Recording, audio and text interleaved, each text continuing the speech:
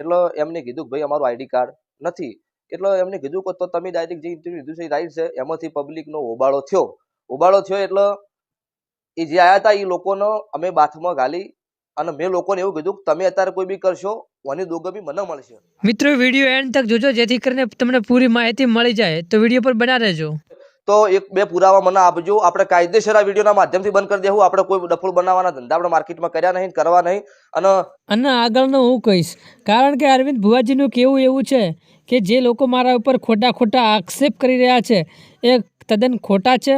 અને આવા આક્ષેપથી જાહેરમાં કહી રહ્યો છું કે ક્યારે પણ કોઈ સબૂત હોય કે મેં કોઈના પૈસા લૂંટ્યા છે, કે મેં કોઈ પાસેથી પૈસા પડાવી લીધા છે, કે કોઈના મેં પૈસા લીધા છે, એવું તમને ક્યારે પણ કંઈ દેખાતું હોય કે કોઈ પણ મારા લીએ કોઈ પણ સબૂત હોય તો તમે મારી સમક્ષ રજૂઆત કરી શકો છો અને મને કહી શકો છો. ત્યારબાદ જો કોઈ પણ આવું સબૂત હશે કે કોઈ પણ માણસ પાસેથી એવું કોઈ સબૂત નીકળશે તો હું મારી ગાદીથી ધોણવાનું પણ હું બંધ કરી દઈશ.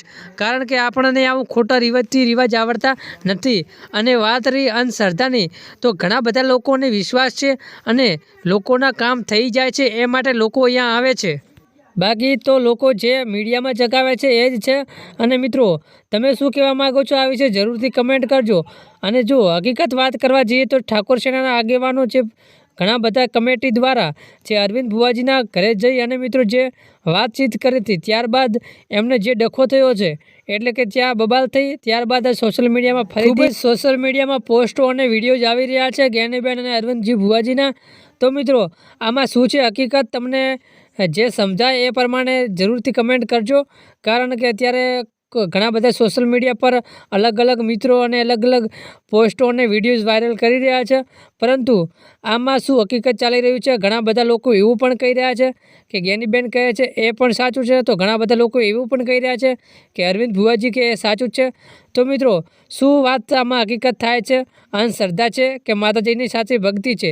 જરૂરથી અમારી ચેનલ પર પહેલી વાર હોય તો લાઇક, શેર, સબસ્ક્રાઈબ અને કમેન્ટ કરવાનું ભૂલતા નહીં.